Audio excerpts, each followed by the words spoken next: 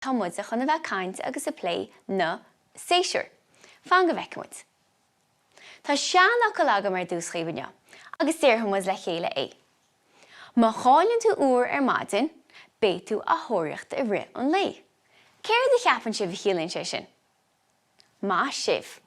Má aidann tú déarnach, bé tú a defriú agus a chuirtú i rith an lé. Inis, tá muid chun plé beag a dhéanamh ar na séasúr. Tá chead is séasúr againn, an tarach, an saora, an fómhar agus an gíomhre. Míonna an óbhar. Tá 3 mhí ainn san óbhar. Lúnasa, meán fómhar agus dead fómhar. Aimsire hocair, beag an floch agus bogtha a bhíonn againn san óbhar. Bíonn dearglach an óbhar le feiceáil sa spéid agus sa dúlra. Bíonn seodaín gaotha le cloisteáil ag cogarníil idir na duilleoga rua. Míonna an gíomhre. Tá 3 mhí san gíomhre. Míonna saona, míonna nulaigh agus mí aimnir. Bíonn aimsire garbh agus fuair san gníomhre. Bíonn sneachta agus siocáin chomh maith. Bíonn gnagarlacht an bháisteach le cloisteáil ag na fuinneoga, mar sin cloiseann tú an bháisteach ag bulla na fuinneoga. Bíonn siordan na ngluithe ag séide críomhacha an chráin. Bíonn ábharchacht sa spéid le bra go luas sa tráthnúna, mar sin bíonn sé ag fáil dúracha níos luachta sa tráthnúna. Míonaí an airach. Tá 3 mhí san airach. Feabhra, mí mórta agus mí aibhreann. San airach bíonn aimsire fuair ach athraíoch.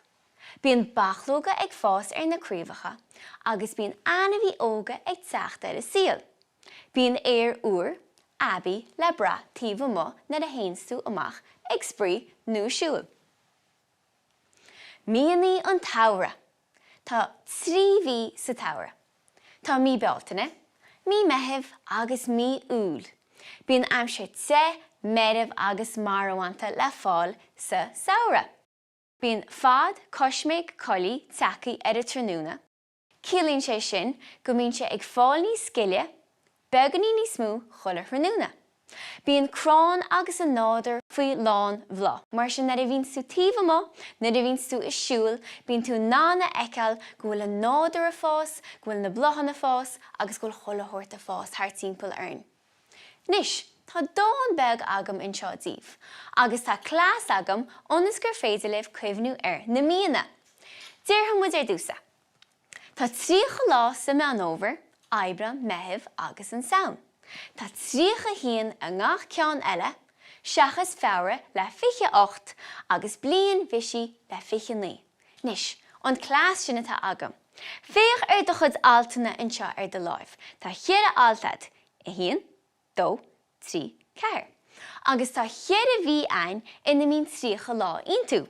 Meán óbhar, aibhreann, meitheamh agus an saon. So nuair atá tú cuimhnú ar céir déad na míonna ina bhfuil 3 lá an, úsáid na altaine le cuimhnú air. Meán fómhar, aibhreann, meitheamh agus an saon. Agus an sin tá 8 cín eile fácaí agat ina mín 3 haon lá nó 28. An gcuimhinn a bheith sin? Mar sin na chéidir eile tá sé cuine ar na míonna, úsáid an clás beag sin. Inis, déireann muid an dáin sin uair eile le chéile.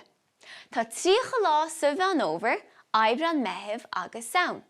Tá 3 haon a ngach ceann eile, seachas feabhra le 28 agus blian bhísí le 29 lá. Sinní na séasúr agus míonna na séasúr.